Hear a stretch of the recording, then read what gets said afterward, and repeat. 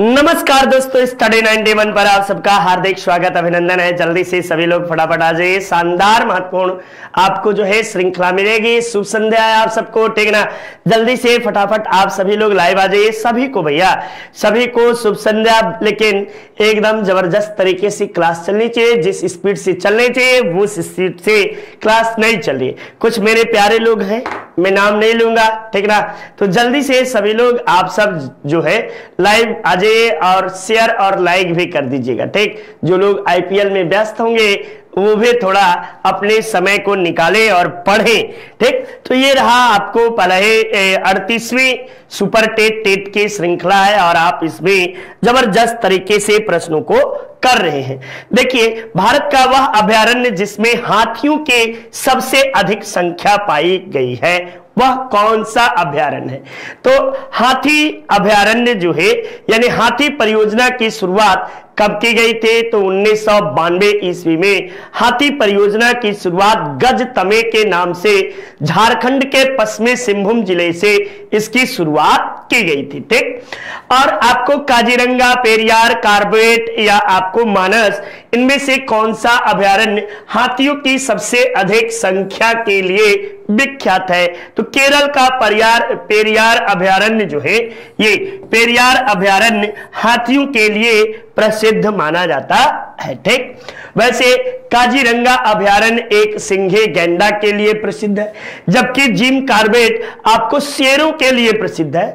और Jim Corbett national park में है सबसे अधिक टाइगर जो है, बाघ जो है, ये सबसे अधिक जिम कॉर्बेट टाइगर जो है के नेशनल पार्क में है पाए गए हैं, ठीक ना।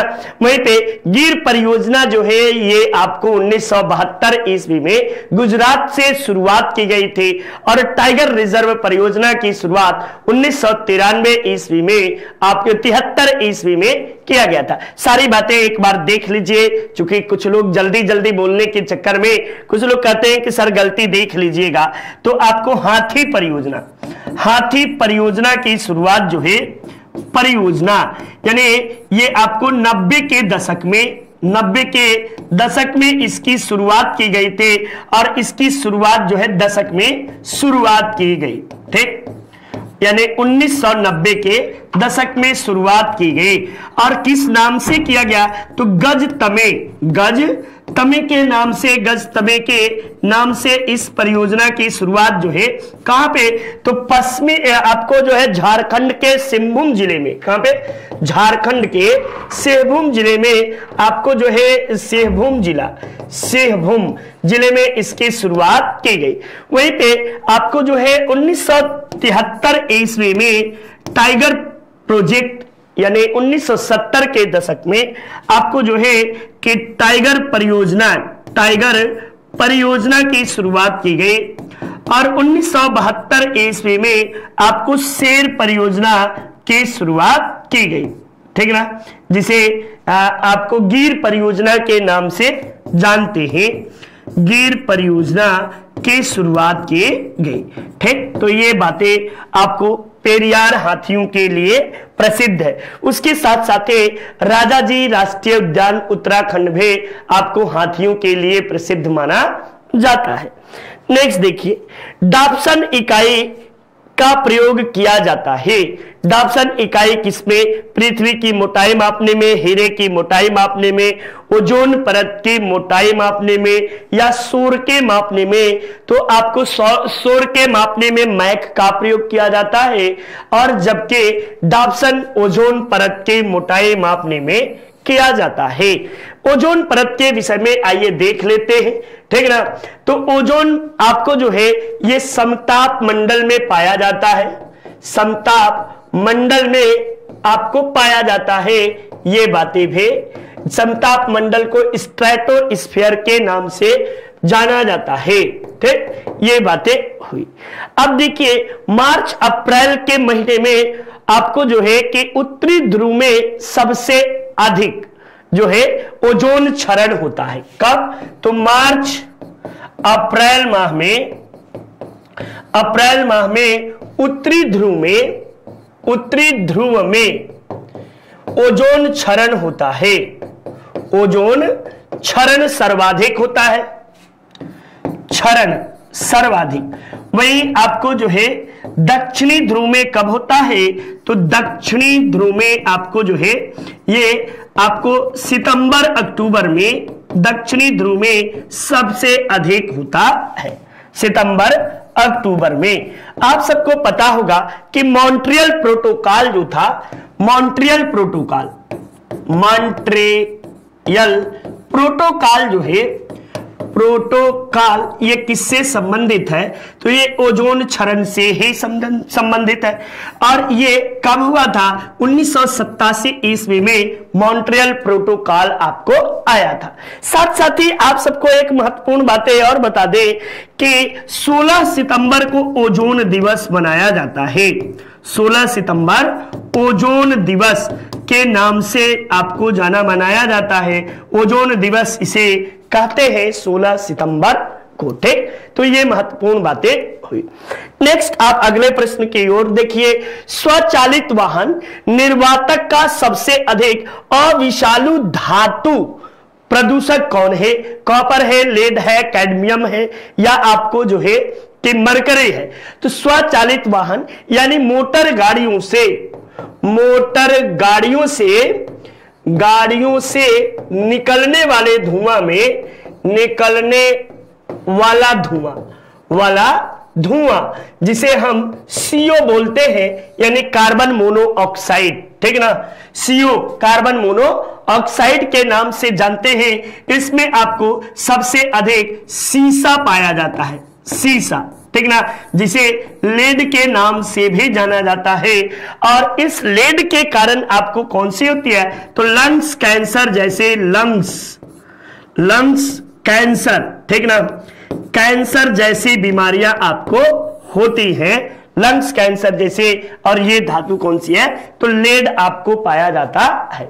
लेड के कारण है आपको लंग्स कैंसर या आपको लंग्स सिरोसिस एक बीमारी होती है। ठीक ना, जिसमें आपका जो लंग्स है वो श्रिंक कर जाता है, यानी सिकुड़ जाता है। ये आपको बीमारी मानी जाती है। ठीक, चलिए नेक्स्ट अगले प्रश्न की ओर चलते हैं। धुएं में आंखों में जलन पैदा करने वाला होता है, यानी किसके कारण आंखों में आपको जलन पैदा होता है? Sulphur dioxide, PAN pan, ozone या नाइट्रिक ऑक्साइड। तो आंखों में धुआं में से जलन पैदा होने का कारण नाइट्रिक ऑक्साइड माना जाता है। ठीक ना, नाइट्रिक ऑक्साइड के कारण ही आंखों में जलन पैदा होता है। चलिए अगले प्रश्न में, कार्बन मोनोऑक्साइड जिसे हम CO के नाम से जानते हैं मनुष्य के लिए हानिकारक है, क्योंकि यह ओजोन परत को नष्ट करती है, यह हेमोग्लोबिन से क्रिया करने के लिए ऑक्सीजन से प्रतियोगिता करती है, कार्बन डाइऑक्साइड की सांद्रता वातावरण में कम करती है, या उपयुक्त सभी। तो ये आपको इसलिए है कि यह हीमोग्लोबिन के साथ यानी ब्लड के साथ आपको जो है कि क्रिया करने के लिए ऑक्सीजन के साथ प्रतियोगिता करती है। और यही प्रतियोगिता के कारण आपको लंग्स सिरोसिस जैसे लंग्स सिरोसिस जैसी बीमारियां जो है ये लंग्स सिरोसिस जैसी बीमारियां हो जाती है, जिसमें आपका लंग्स सिकुड़ जाता है। ठीक, तो ये महत्वपूर्ण बातें आप सबके लिए रहा। नेक्स्ट अगला प्रश्न, ये अभी ऑर्डर करिए नजदीकी बुक स्टॉल से, शानदार तरीके से आप सब जो है इसे परचेज कर सकते हैं और आपके सुनहरे भविष्य के लिए ये बड़ा ही लाभदायक है। चूंकि लेखपाल आपको आने वाला है और जल्द ही हम सब लेखपाल की एक शानदार टेस्ट सीरीज भी, आपको मॉक टेस्ट सीरीज भी शुरू करने वाले हैं, आपको जल्द ही बता दिया जाएगा। ठीक ना, तो आप सब एकदम शानदार तरीके से जुड़ जाइए और फटाफट वीडियो को शेयर और लाइक जरूर कर दीजिएगा। ठीक ना, सभी को एकदम शुभ संध्या भैया, सारे लोग एकदम नमस्कार भैया, नमस्कार। सारे लोग पढ़िए, शानदार तरीके से तैयारी को अग्रिम तैयारी जारी रखिए। ग्रीन मफलर किससे संबंधित है? ये ग्रीन मफलर किससे संबंधित है? वायु प्रदूषण से, आपको मृदा प्रदूषण से, ध्वनि प्रदूषण से या जल प्रदूषण से? तो ग्रीन मफलर जो है ये ध्वनि प्रदूषण से संबंधित है। ठीक, ध्वनि प्रदूषण से संबंधित ग्रीन मफलर आपको माना जाता है। एक महत्वपूर्ण बातें आप सबको बता दूं कि यह ग्रीन मफलर जो है ये कहते क्यों है इसे? तो इसे इसलिए बोलते हैं कि ध्वनि की आवाज को ये कवर करते हैं। जिस तरह हम कानों को बांधकर हवा से बचाते हैं, ठीक उसी तरह ध्वनि की आवाज को ये हरे पेड़ पौधे जो होते हैं ये आपको क्या करते हैं, अवशोषित करते हैं, श्रृंग करते हैं। और इसमें इसीलिए आप देखते होंगे कि सड़कों के दोनों सिराओं पर आपको छोटी पत्ती वाले, खासकर इमली, इंग्लिश बबूल, बबूल, नीम, आपको जो है आपको कई इस तरह के वृक्ष जो है आपको लगाए जाते हैं जो ध्वनि की तेज आवाज को जो है कि अपने अंदर एब्जॉर्ब कर जाते हैं। ठीक, तो चलिए नेक्स्ट देखिए, मोबाइल के जरिए धनराशि के अंतरण को क्या कहते हैं? IFSC बोलते हैं, ATM बोलते हैं, IMPS बोलते हैं या IFS बोलते हैं। तो इसे IMPS के नाम से आपको जाना जाता है। क्या कहते हैं? IMPS के नाम से इसे जानते हैं। और इसका संचालन जो है कि इसकी शुरुआत सर्वप्रथम 2010 ईस्वी में IMPS की शुरुआत, इसकी शुरुआत कब हुई? तो शुरुआत इसकी 2010 ईस्वी में इसकी शुरुआत हुई। यदि बात की जाए इसका फुल फॉर्म क्या है, ठीक ना, इसका पूरा नाम जैसे पूछ लेता है कि इसका पूरा नाम आपको क्या जाना जाता है, तो इसके पूरे नाम को आप बता सकते हैं इमीडिएट पेमेंट सर्विस। ठीक ना, immediate payment service, IMEDIATE,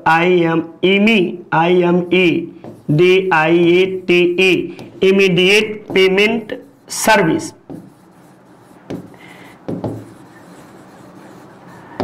service के नाम से इसे जाना जाता है। ठीक, अब ये किसके द्वारा मॉनिटरिंग होती है इसकी, यानी किसके द्वारा ये संचालित होता है, तब बताएगा। नेशनल पेमेंट आपको कॉरपोरेशन ऑफ इंडिया के द्वारा यह मॉनिटर होता है, संचालित किसके द्वारा होता है? तो national payment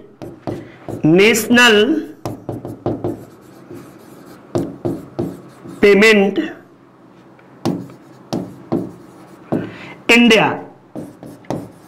national payment India के द्वारा आपको यह जो है संचालित होती है। ये बातें याद रखे रहेगा। यहीं पे नेशनल पेमेंट कोऑपरेशन है, ठीक ना, कोऑपरेशन ऑफ इंडिया के द्वारा ये संचालित होती है।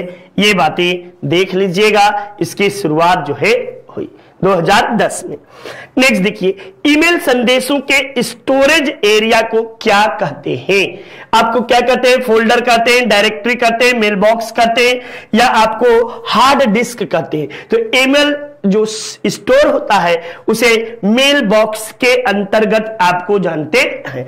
और मेल बॉक्स में ही आप देखते होंगे कि इसी में आपको जो है इनबॉक्स है, आपको आउटबॉक्स है, आपको राइट मैसेज है, आपको जो है कि ढेर सारी चीजें इनबॉक्स में ही मिलती हैं। इनबॉक्स के जरिए आप जो है ये आपको ईमेल संदेश जो है ये पड़े रहते हैं। इसी में ड्राफ्ट होता है, सारी कुछ इसी में होता है, ठीक ना। तो ये बातें आप सबके लिए रहा।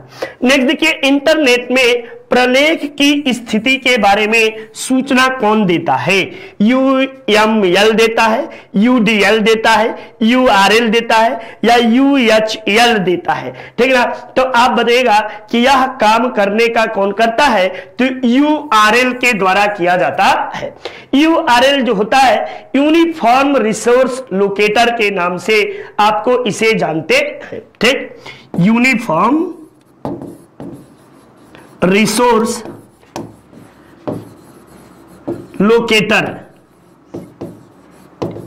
लोकेटर्स के नाम से इसे जाना जाता है। अब देखिए इसके विषय में आपको बातें क्या है। तो यह URL जो है किसी भी फाइल या सूचना को सही स्थिति बतलाने के लिए URL का प्रयोग किया जाता है, या किसी भी वेबसाइट द्वारा वेब को अपना जो है अलग फोल्डर बनाने के लिए इसका प्रयोग किया जाता है, ठीक। चलिए, डिजिटल पेमेंट में विस्तृत लेन देन के लिए पसंदीदा स्थानांतरण मोड क्या है? IMPS तो ये मोबाइल के जरिए होता है, नेट NEFT नेफ्टी होता है, या UPI होता है, या RTGS होता है। तो निफ्टी और आपको जो है NEFT निफ्ट जो है और RTGS ये दोनों बैंकिंग माध्यम से होता है, लेकिन सबसे पॉपुलर और बड़ा अमाउंट भेजने के लिए तुरंत भेजिए, तुरंत ट्रांजैक्शन आपके सामने है, तो इसके लिए RTGS किया जाता है। ये सबसे प्रचलित और पसंदीदा स्थानांतरण माना जाता है। एक बैंक से दूसरे बैंक में तुरंत आपको RTGS करिए, तुरंत पैसा आपके एकदम अकाउंट में शो करने लगता है। चेकबुक और ये सब से जो लेंदी प्रोसेस है उससे तुरंत यह लाभकारी माना जाता है। ठीक, ये आपको इंडिविजुअल नितिन सर के द्वारा हिंदी पढ़ाया गया है, जबरदस्त तरीके से ये पढ़ाया गया है। आप इसे परचेज कर सकते हैं, आप इससे संबंधित कोर्स को जरूर से लीजिए और आपके किसी भी हिंदी से संबंधित एग्जाम में बड़ा महत्वपूर्ण सहायक सिद्ध होगा। ठीक ना, ये महत्वपूर्ण बातें इसमें है। हाइपर टैक्स का आविष्कार किसके द्वारा किया गया? ये आपको जीएन एंटोनी नॉलेट के द्वारा, अल्फ्रेड नोबेल के द्वारा, जोसेफ नाइस फॉर निस्पे के द्वारा, या टेड नेल्सन के द्वारा। तो टेड नेल्सन के द्वारा ही आपको हाइपर टैक्स का आविष्कार किया गया था। ठीक ना, ये टेड नेल्सन ने कब किया था? तो ये 1965 ईस्वी में इनके द्वारा यह आविष्कार किया गया था। ठीक, 1965 ईस्वी में इसका आविष्कार हुआ था। नेक्स्ट, कवक कोशिकाओं में संचित होने वाला खाद्य पदार्थ कौन सा है? मंड है, ग्लूकोज है, फ्रुक्टोज है, या ग्लाइकोजन है? तो कवक पदार्थों में आपको जो है एकत्रित होने वाला, संचित होने वाला खाद्य पदार्थ ग्लाइकोजन के रूप में जाना जाता है। ग्लाइकोजन के रूप में हम इसे जानते हैं। नेक्स्ट, पौधों के उस आरोहण यानी चढ़ाव जिसके द्वारा होता है उसे क्या कहते हैं? तो आपको खनिज लवण और जल का चढ़ाव होता है, उसे मज्जा कहते हैं, फ्लोएम कहते हैं, कैम्ब्रियम कहते हैं, या जाइलम कहते हैं। तो उसे हम जाइलम के नाम से जानते हैं। ठीक ना, पौधों में आपको जो है रस का आरोहण जाइलम के जरिए होता है और फ्लोएम के जरिए जो है ये खनिज लवण आपको प्राप्त होता है। ठीक, तो ये बातें आप सबके लिए है। भूमि की उर्वरता को घटाने वाला जीवाणु कौन सा है? एजिटोबैक्टर बढ़ाता है भैया, नाइट्रोमोनास भी बढ़ाता है। ठीक ना, ये नाइट्रोमोनास के द्वारा भी बढ़ाया जाता है। तो थायोबैसिलस डिनाइट्रिफिकेशन कर दिया, तो यही आपको क्या किया? आपको जो है उर्वरा की क्षमता को घटा दिया। ठीक ना, और नाइट्रोबैक्टर भी, ये भी आपको भूमि की उर्वरता को बढ़ाने वाला जीवाणु माना जाता है। इस तरह से आप लोग देखिए तो ये है। प्रकाश संश्लेषण के दौरान पैदा होने वाले ऑक्सीजन का स्रोत क्या है? CO2 है, H2O है, क्लोरोफिल है, या मीजोफिल है? तब इस प्रश्न का जवाब में आप दीजिएगा कि आपको प्रकाश संश्लेषण के दौरान पैदा होने वाला ऑक्सीजन का स्रोत CO2 माना जाता है। और पेड़ पौधे जो होते हैं दिन में सूर्य की प्रकाश की उपस्थिति में CO2 ग्रहण करते हैं और ऑक्सीजन उन्मुक्त करते हैं। उसके साथ भारी मात्रा में ATP ऊर्जा भी उन्मुक्त किया जाता है। ये आपको हरित लवक की उपस्थिति में पेड़ पौधे ऑक्सीजन को उन्मुक्त करते हैं और इस हरित लवक में मैग्नीशियम नामक तत्व पाया जाता है। ठीक, तो ये प्रमुख बातें हुई। नेक्स्ट, UP से वीडियो शानदार बैच हमारी संस्था की ओर से संचालित है। इसमें ग्राम विकास अधिकारी का और बैच प्रारंभ है, साथ ही साथ 600 आवर का वीडियो लेक्चर है, आपको फ्री टेस्ट सीरीज है, स्मार्ट PDF मटेरियल है, साथ ही साथ ऑफलाइन डाउनलोड करने की भी सुविधा है। और इन सारी सुविधाओं के लिए 7007734525 पर आप जो है संपर्क कर सकते हैं। हमारी संस्था का ये आपको नंबर है। साथ ही साथ सुपर टेट के भी बैच हमारी संस्था की ओर से संचालित है। वही बातें, आपको 600 से अधिक वीडियो क्लास है, फ्री टेस्ट सीरीज है, स्मार्ट PDF मटेरियल है, ऑफलाइन डाउनलोड करने की भी सुविधा दी गई है। चलिए नेक्स्ट देखिए, ओणम किस राज्य का प्रसिद्ध त्योहार है? तेलंगाना, केरल, तमिलनाडु या आंध्र प्रदेश? तब आप इस प्रश्न में बड़ा ही आपको ओणम, बिहू, ये सब हर एक परीक्षा में भैया आप सबसे पूछा जाता है। तो ओणम जो है ये तेलंगाना का प्रसिद्ध त्योहार माना जाता है, जबकि आपको आंध्र प्रदेश का जो त्योहार है वो पोंगल, पोंगल आंध्र प्रदेश में भी है और पोंगल तमिलनाडु में भी आपको पोंगल त्योहार काफी प्रसिद्ध माना जाता है। वहीं पे बांगलू जो है, बुंगलू, तेलंगाना का प्रसिद्ध बुंगलू, बुंगलू त्योहार ये तेलंगाना का प्रसिद्ध त्योहार माना जाता है। तो ये सारी बातें आप सबके लिए ये शानदार महत्वपूर्ण प्रश्नों के श्रृंखला है और आप इसे जरूर से पढ़िए। नेक्स्ट देखिए, ये अंतरिक्ष यात्री को बाह्य आकाश कैसा दिखाई देता है? तो बाह्य आकाश आपको नीला, सफेद, काला या इनमें से कोई नहीं, तो अंतरिक्ष यात्री को बाह्य आकाश जो है ये काला दिखाई पड़ता है, ठीक ना।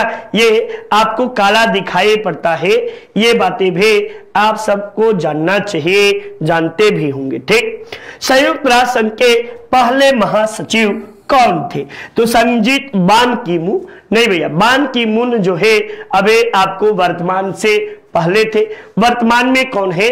तो ये एंटोनियो गुटेरस है। वर्तमान में आपको महासचिव एंटोनियो गुटेरस जो है ये पुर्तगाल के रहने वाले हैं, पुर्तगाल के।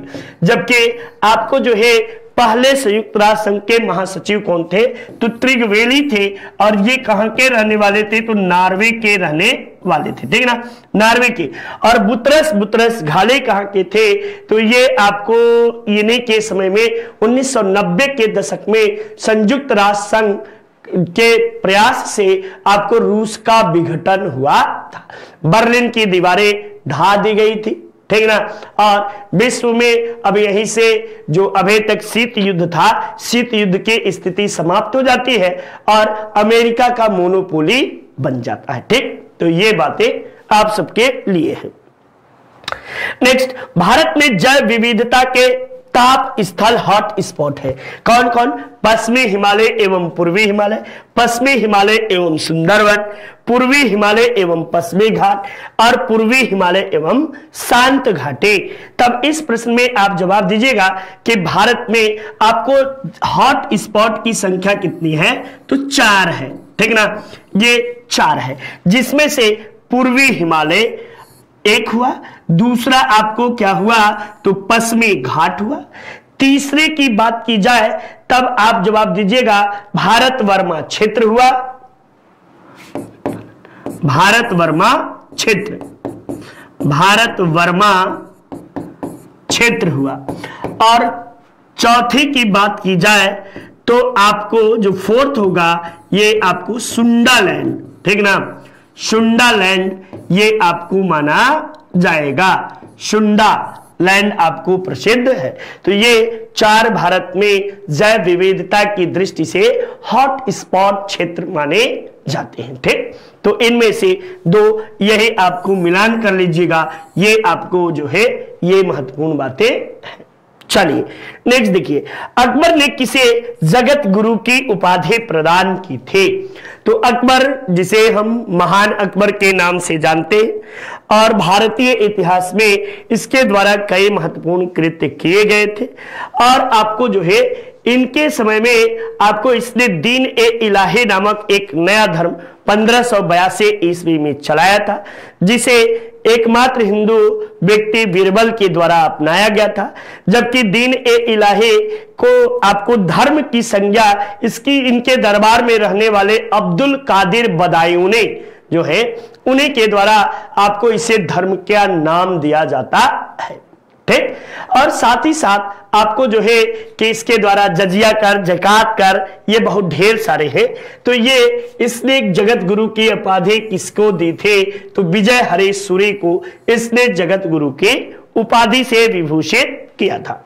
चलिए नेक्स्ट देखिए, राजस्व लेखपाल शानदार बैच आप सबको संस्था की ओर से जबरदस्त तरीके से 600 आवर का वीडियो लेक्चर, आपको free test series, smart PDF material offline download करने की भी आपको सुविधा प्रदान की गई है, ठीक। तो आप इसे भी परचेज कर सकते हैं।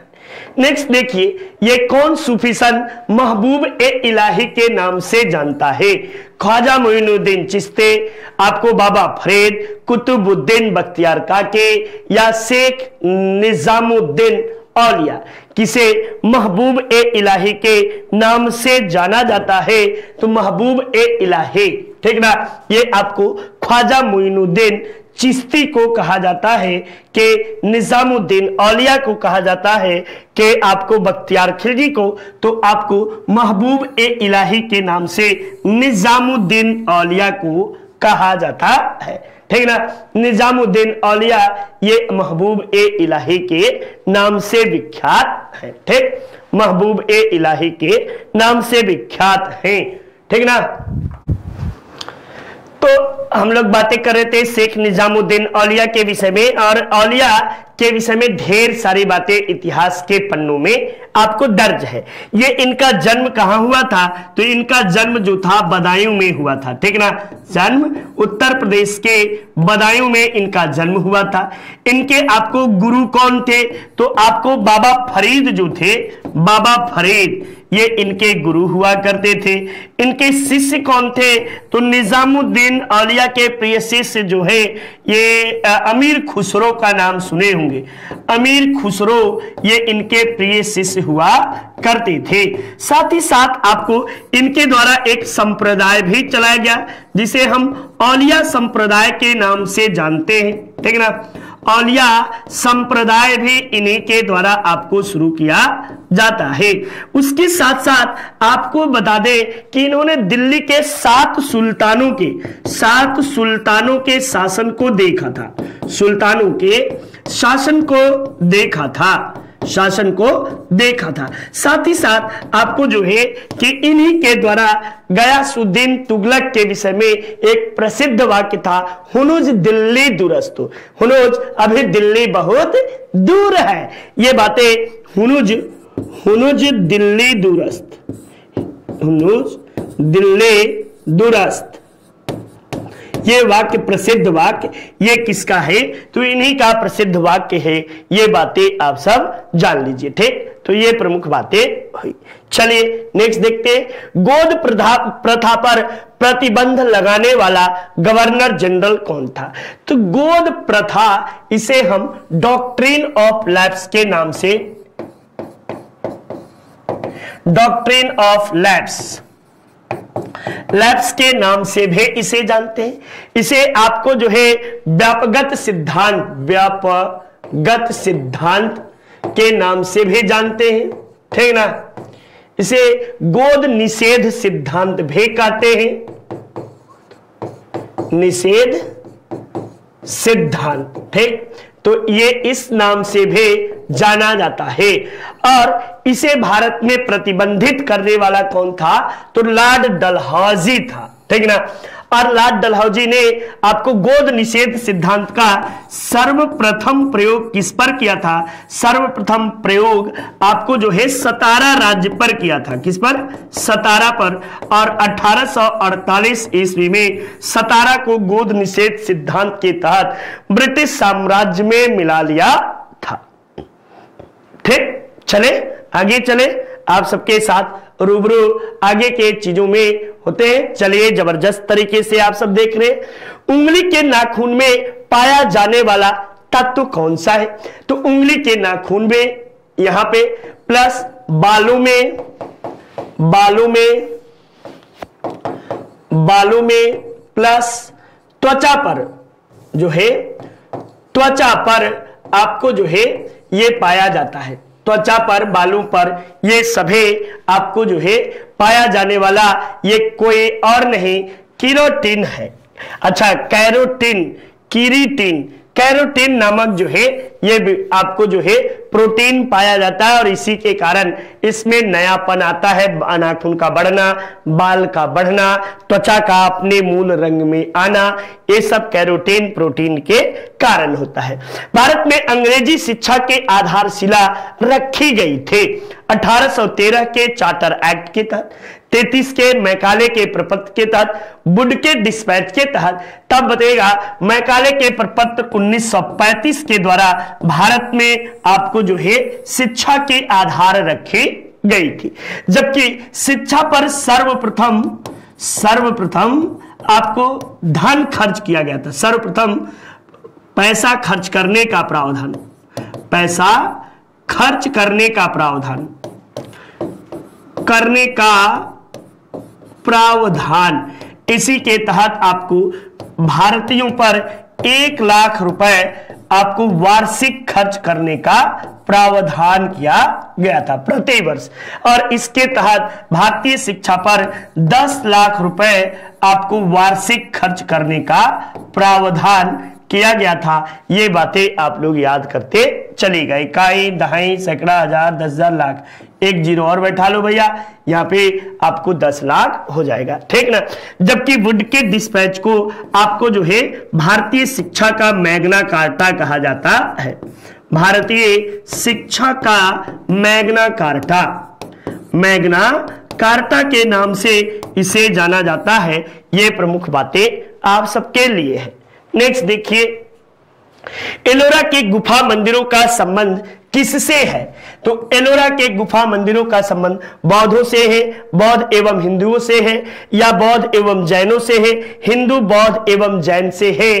तब आप बताइएगा कि एलोरा के गुफा मंदिर का संबंध हिंदू, बौद्ध एवं जैन सभी से संबंधित है। इसमें बौद्ध गुफाओं में आप बात करें तो 1 से लेकर 12 यानी 12 गुफाएं जो है ये आपको बौद्ध धर्म से संबंधित है।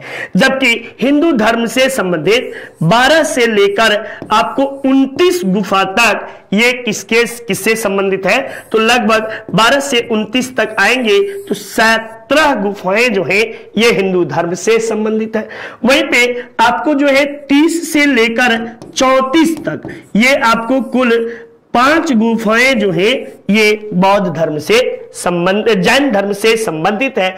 इस तरह एलोरा के गुफा मंदिरों में कुल आपको जो है 34 गुफाएं हैं, ठीक ना। गुफाएं कितनी हैं? 34 गुफाएं हैं। और एलोरा के कैलाश मंदिर का निर्माण जो है, एलोरा के कैलाश मंदिर का निर्माण आपको जो है राष्ट्रकूट शासक, ठीक ना, कौन?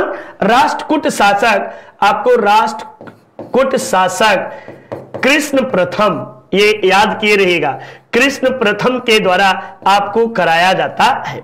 एलोरा की गुफा महाराष्ट्र के औरंगाबाद जिले में स्थित है। कहां पे? महाराष्ट्र के औरंगाबाद जिले में आपको जो है औरंगाबाद जिले में स्थित है। ये बातें भी आप सब याद करते चलिए। इतना डीपली कोई बताता नहीं है। एक बात बता दूं, जितना बता रहे हैं ना, आप भाग्यशाली हैं कि मैं इतना बता दे रहा हूं। और आप देख लीजिए लोग कैसे समय व्यतीत करते हैं। आपको जो है कि क्वेश्चन दे देंगे, हाँ लगाइए, आप लोग लगाइए, मैं देख रहा हूं, ठीक ना। मुझे अगर ये करना हो ना तो इतना बोलने की जरूरत ही नहीं, मैं गला अपना जो बैठा देता हूं आप सबके लिए, इतना मुझे करने की जरूरत नहीं। और इसका परिणाम मुझे जितना मिलना चाहिए बिल्कुल नहीं मिलता। ये या तो मेरा दुर्भाग्य है या जो भी बात है, ठीक ना। क्योंकि कभी कभी देखता हूं तो बड़ा तकलीफें होती हैं। चलिए, ये आपको NTA NET national eligibility test paper 1 ये शानदार तरीके से हमारी संस्था की ओर से पढ़ाया गया है। आप इसे परचेज कर सकते हैं, समझ सकते हैं। ये चीजें आप सबके लिए लाभकारी भी है, ठीक। तो एकदम जबरदस्त तरीके से पढ़ाई में किसी तरह की कोई कोताही मत करिए। निम्न में से किसे विश्व का फेफड़ा के नाम से जाना जाता है? विश्वतीय वर्षा वन को, टैगा वन को, या भारत भूमध्य सागरीय वन को, या मैग्रो वन को? तब आपको विश्व का फेफड़ा जो है ये विश्वतीय वर्षा वन को कहा जाता है। और विश्वतीय वर्षा वन जो है ये सबसे अधिक कहीं पाया जाता है तो ये अमेजन बेसिन में, अमेजन होता है, अमेजन बेसिन में आपको जो है ये आपको सबसे अधिक जो है विश्वव्यापी वर्षा वन पाए जाते हैं।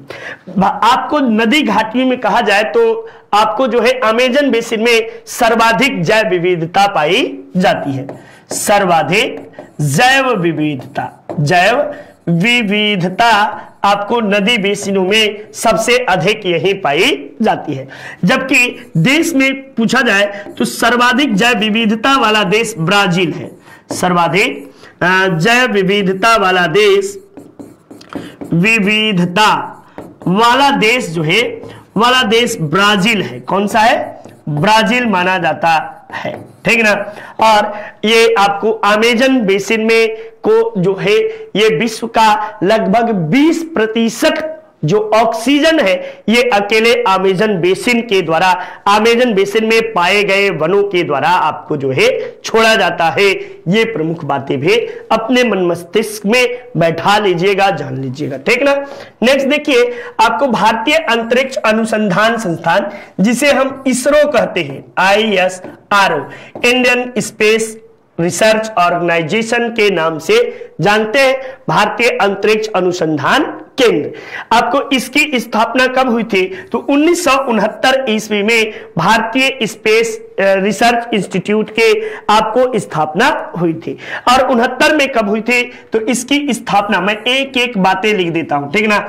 स्थापना इसका जो है 15 अगस्त 1969 ईस्वी को आपको हुआ था। इसका यदि मुख्यालय बात किया जाए तो इसका मुख्यालय वर्तमान में बेंगलुरु में है। कहां पे? बेंगलोर कह लो, बेंगलोर में आपको इसका मुख्यालय है। इसके वर्तमान में आपको अध्यक्ष कौन है या निदेशक इसके वर्तमान में आपको कौन है, तब आप बताइएगा कि वर्तमान में इसके आपको जो है ये प्रमुख, ये मेरे दिमाग से उतर गया है, इसके वर्तमान में आप सब देख लीजिएगा, थोड़ा सा जांच कर लीजिएगा, मेरे मस्तिष्क से उतर गया, ठीक ना, है दिमाग है। पश्चिम का द्वार किसे कहा जाता है? इस्तांबुल को, क्यूबा को, रोम को, या इसमें से किसे? तो इस्तांबुल को आपको पश्चिम का द्वार के नाम से जाना जाता है। किसे? इस्तांबुल को पश्चिम का द्वार कहते हैं। और इस्तांबुल जो है ये आपको बता दे कि इस्तांबुल आप सबको, ये आपको मिस्र न कहिए उसको, क्या, टर्की का सबसे बड़ा शहर है, ठीक ना, सबसे बड़ा शहर माना जाता है इस्तांबुल को, ठीक। इसके साथ साथ टर्की जो है इसे यूरोप का मरीज कहा जाता है, यूरोप का मरीज के नाम से जाना जाता है। ये बातें हुई। नेक्स्ट यदि बात की जाए तो टर्की जो है यूरोप और एशिया, यूरोप एवं एशिया के मध्य में स्थित है, एशिया के मध्य में स्थित है। ये बातें भी आप याद करते चलिए। ये आपको मध्य में स्थित है और इस्तांबुल को पश्चिम का द्वार के नाम से आपको जाना जाता है, ठीक। ये प्रमुख बातें हुई, ठीक। यानी कह सकते हैं कि इस्तांबुल जो है दो महाद्वीपों के बीच स्थित है। किसके? दो महाद्वीपों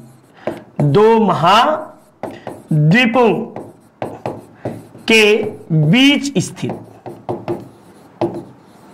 दो महाद्वीपों के बीच स्थित आपको है। चलिए नेक्स्ट देखिए, येलो बुक किससे संबंधित है? इटली और ईरान की सरकारी रिपोर्ट से, बेल्जियम और जापान की, फ्रांस की सरकारी रिपोर्ट से, या नीदरलैंड के सरकारी रिपोर्ट से? तब आप बताइएगा कि यह जो है फ्रांस की सरकारी रिपोर्ट से संबंधित येलो बुक माना जाता है। जबकि आपको बेल्जियम और जापान से संबंधित बुक को हम लोग ग्रे बुक के नाम से जानते हैं। किसे? ग्रे बुक, इसे ग्रे बुक कहते हैं, ठीक ना, सरकारी रिपोर्ट को ग्रे बुक। इटली और ईरान की सरकारी रिपोर्ट जो है इसे हम सब किस नाम से जानते हैं?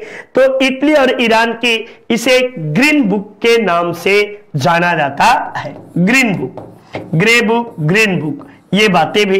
नीदरलैंड की सरकारी रिपोर्ट जो है इसे किस नाम से जानते हैं, तब आप बताइएगा ऑरेंज बुक के नाम से नीदरलैंड के सरकारी रिपोर्ट को जानते हैं। जबकि व्हाइट बुक जो है व्हाइट बुक के नाम से किसे जानते हैं, तो ब्रिटेन के सरकारी रिपोर्ट को, किसे, ब्रिटेन के सरकारी रिपोर्ट को, ब्रिटेन की सरकारी रिपोर्ट जो है इसे व्हाइट बुक के नाम से जानते हैं।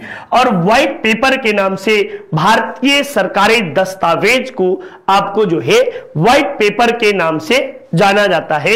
ये व्हाइट पेपर याद रखे रहिएगा, ये बातें आप सबके लिए है। विश्व की सर्वाधिक शुष्क स्थान आटाकामा मरुस्थल ये स्थित है। ये आटाकामा मरुस्थल जो है ये आपको जो है दुनिया का सबसे शुष्क मरुस्थल माना जाता है। ये आपको जो है कि दक्षिणी अमेरिका, कहां है, दक्षिणी अमेरिका का सबसे बड़ा मरुस्थल है, ठीक ना। और आपको दक्षिणी अमेरिका में ही एक पेंटागोनिया मरुस्थल है, ये दूसरा सबसे बड़ा मरुस्थल माना जाता है। ये आपको कहां है, तो चिली में है, ठीक ना। ये चिली में आपको जो है, चिली में ये आपको पाया जाता है। ये बातें भी आप सब जानिए। विश्व का सबसे ठंडा भी जान लीजिए, ठीक ना। विश्व का सबसे ठंडा मरुस्थल किसे कहते हैं, तब आप जवाब दीजिएगा गोबी मरुस्थल जो है, गोबी।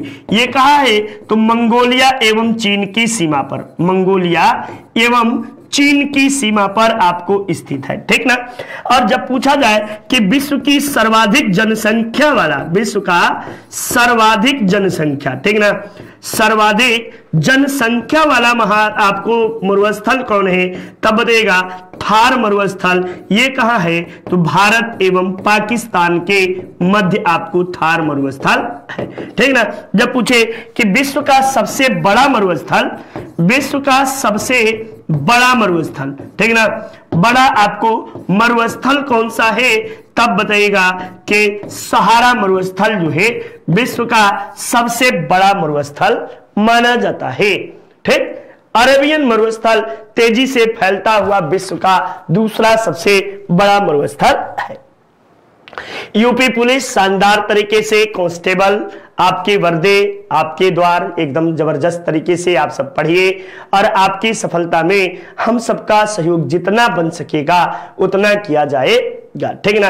लेकिन मेहनत आप ही को करनी है। बिना मेहनत, ये एक बात जो नहीं कहावत है कि बिना अपने मरे स्वर्ग नहीं मिलता बच्चा, ठीक ना। तो उसके लिए मेहनत करना पड़ेगा। स्वर्ग में जाने के लिए हमें वैसे कर्मों को करना पड़ेगा, वरना स्वर्ग की प्राप्ति इतनी आसान नहीं है, ठीक।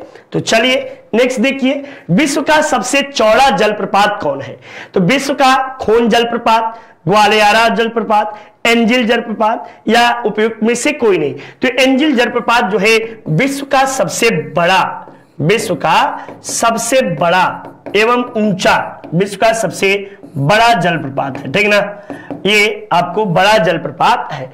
जबकि विश्व का सबसे चौड़ा जलप्रपात जो है ये खोन जलप्रपात विश्व का सबसे चौड़ा जलप्रपात माना जाता है। ये खोन जलप्रपात आपको कहां है, तो यह जलप्रपात जो है ये दक्षिण पूर्व एशिया का भी आपको सबसे बड़ा जलप्रपात माना जाता है। ये आपको जलप्रपात किस देश में है, तो लाओस में है, ठीक ना। ये आपको लाओस में है,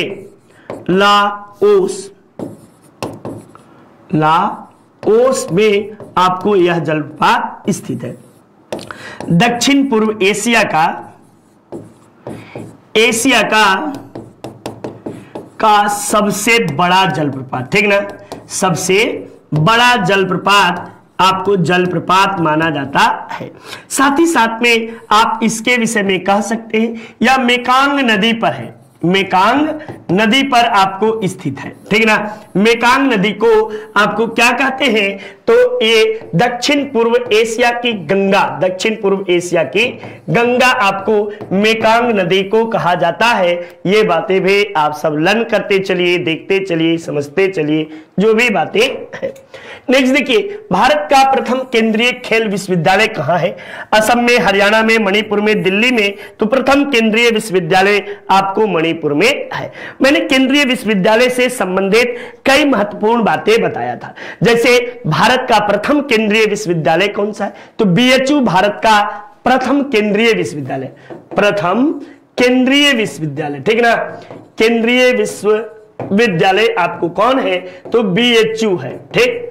जब आपसे पूछे कि भारत का आपको जो है कि प्रथम जो है उसको क्या बोलते हैं? ओपन यूनिवर्सिटी, ठीक ना। प्रथम ओपन यूनिवर्सिटी विश्वविद्यालय कौन है? तो आपको बोलना चाहिए इग्नू, इंदिरा गांधी ओपन यूनिवर्सिटी जो है इग्नू आपको प्रथम विश्वविद्यालय, ओपन विश्वविद्यालय माना जाता है, ठीक ना।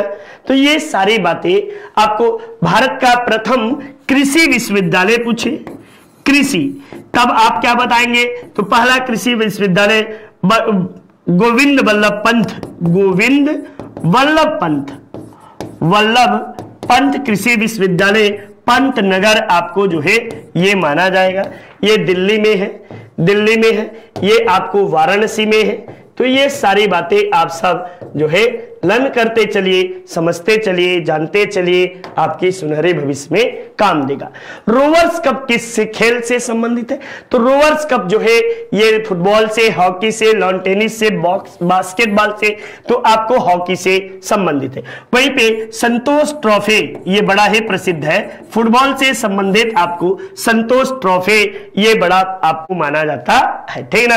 ये बातें आप सब जो है लर्न कर लीजिए, समझ लीजिए। ये आपको ये रोवर्स कप भी आपको फुटबॉल से ही संबंधित है। संतोष ट्रॉफी, डूरंड ट्रॉफी भी आपको किससे संबंधित है? तो ये भी आपको फुटबॉल से संबंधित ट्रॉफी मानी जाती है। चलिए नेक्स्ट देखिए, हाल ही में संघ लोक सेवा आयोग का अध्यक्ष किसे बनाया गया है? यह वेरी करंट का क्वेश्चन है, याद कर लीजिएगा। प्रदीप कुमार जोशी, डॉक्टर मनोज सोने, यस सोमनाथन, श्री शांति धूली पंडित को। तब बताएगा कि मनोज कुमार सोने, आपको डॉक्टर मनोज कुमार सोने लोकसभा के बने हैं। इसके पहले प्रदीप कुमार जोशी जी ही जो थे ये थे। आपको लोक सेवा आयोग का उल्लेख पूछा जाए किस भाग में किया गया है, तब आप क्या जवाब देंगे? भाग क्या बोलेंगे? तो भाग आपको जो है ये 14 में, भाग 14 में इसका उल्लेख है। अनुच्छेद पूछा जाए तो अनुच्छेद 315 से लेकर 323 तक आपको जो है इसका उल्लेख किया गया है, ठीक ना। संघ और राज्यों में लोक सेवाओं के विषय में बातें की गई है। आधुनिक लोक सेवा आयोग यानी आधुनिक सिविल सेवा का जनक किसे कहते हैं? तो आपको भारत के प्रथम गृह मंत्री सरदार वल्लभ भाई पटेल को कहते हैं। जबकि भारत में सिविल सेवा की शुरुआत का श्रेय किसे दिया जाता है? तब बताइएगा कि आपको लॉर्ड कॉर्नवालिस को दिया जाता है। विश्व में पहली बार प्रतियोगी परीक्षा का आयोजन कहां हुआ? तो चीन जैसे देश में विश्व में पहली बार प्रतियोगी परीक्षाओं का आयोजन किया गया। नेक्स्ट देखिए, हाल ही में किस भारतीय जीआई उत्पाद को यूरोपीय आयोग द्वारा जीआई टैग मिलेगा? गुड़िमा चावल, जोहत में आपको मेहंदी, सिराकू मिर्च या कांगड़ा चाय। तो कांगड़ा चाय को आपको जो है यूरोपीय आयोग के द्वारा जीआई टैग प्रदान किया गया है। नितिन सर के द्वारा हैंड रिटेन नोट शानदार तरीके से पढ़ाया गया है, आप भी इसे परचेज कर सकते हैं और आपके सुनहरे भविष्य में यह काफी फायदेमंद भी होगा। आपको राज्य ऊर्जा और जलवायु सूचकांक राज्यों के प्रदर्शन में बड़े राज्यों की श्रेणी में शीर्ष स्थान पर आपको कौन सा राज्य रहा? तो शीर्ष स्थान पर बच्चा इसमें गुजरात जो है ये राज्य ऊर्जा और जलवायु सूचकांक में पहले स्थान पर रहा। आप सबको बता दें कि सौर ऊर्जा के मामले में राजस्थान राज्य पहले स्थान पर है। राजस्थान ने कर्नाटक को पीछे छोड़ा है। ये बातें भी आप सब देखते चलिएगा, समझते चलिएगा। प्रथम लता दीनानाथ मंगेशकर पुरस्कार किसे प्रदान किया जाएगा? बड़ा ही फेमस क्वेश्चन बना है और परीक्षा में एकदम आपको छप गया है और छपा हुआ है, ठीक ना।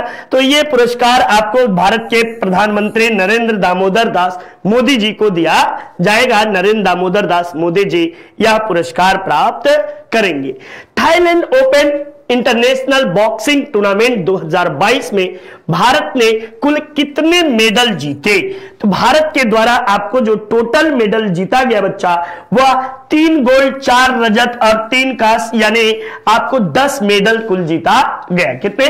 10 मेडल आपको जीता गया, यानी 4 3 7 3 10 मेडल जो है ये भारत ने कुल बॉक्सिंग टूर्नामेंट में जीता और पहले स्थान पर आपको रहा।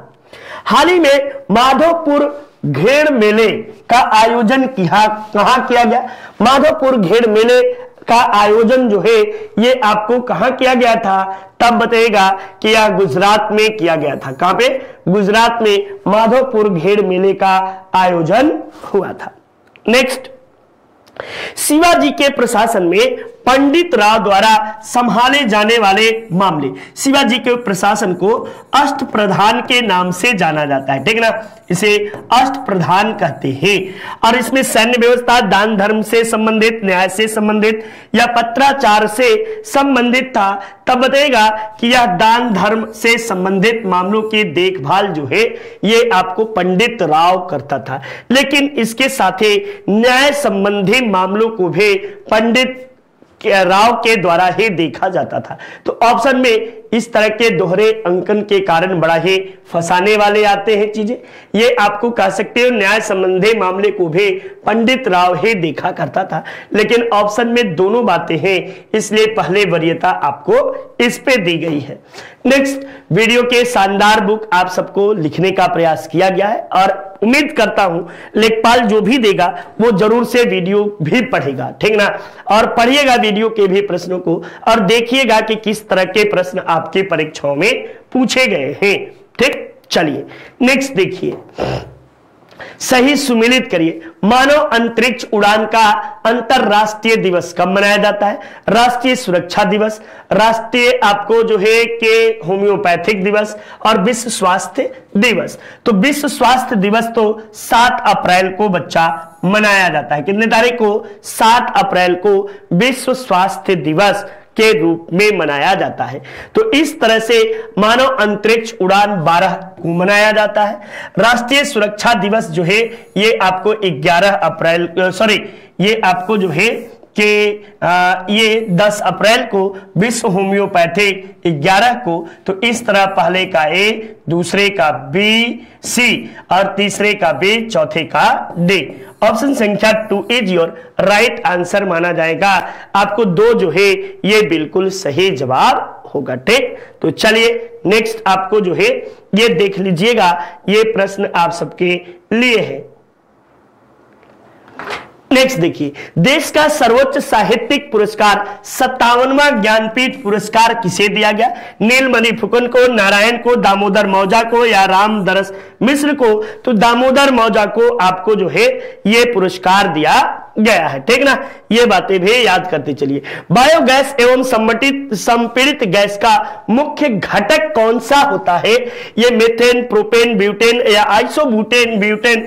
तो आपको जो है मीथेन, जिसे हम CH4 के नाम से जानते हैं, ये आपको कहां कहां से बनता है या पाया जाता है? तो सड़ी गली आपको लकड़ियों मिट्टियों से, सड़ी गले लकड़ियों